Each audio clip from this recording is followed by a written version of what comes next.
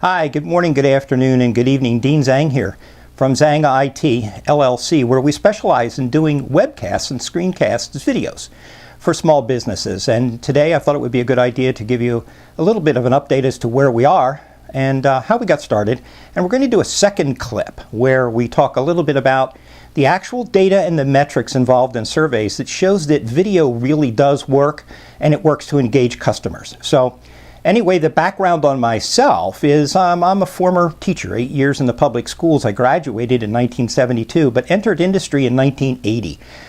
Joined DuPont back then and worked in design and engineering, actually corporate engineering beginning in 1990, and then in the late 2000s in corporate IT. I finished my career last year in June 2013 as an IT consultant in the security area. And that's where a good story around the power of video could be told. We were rolling out some very technical and high-end endpoint security tools for PCs. Now mind you, you're talking 60,000, 70,000 PCs inside of DuPont. And with doing a project like that, you really want to get buy-in and so on and so forth from your vice presidents and presidents of all the different businesses that are inside of DuPont, as well as functions like legal, HR, engineering, and so on.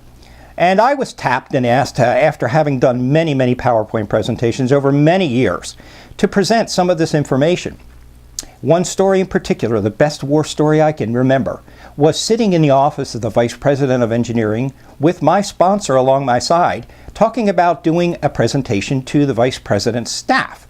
The Vice President of Engineering is a global position with managers at the lowest level and directors that represent all of the different disciplines inside of DuPont Engineering: piping, design, mechanical, rotating machinery, finite element analysis, all the different highly technical trained areas inside of a global corporation, a Fortune 500 corporation, and I'm going to give a presentation to these people.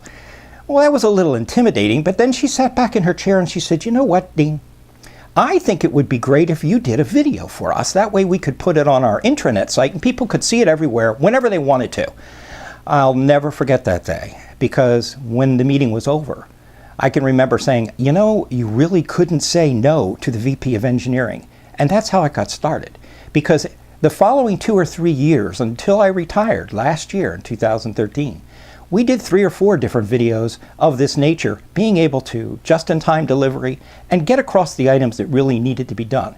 People called up and said, you know, would you do some more videos on this topic or that topic? So that's how it got started.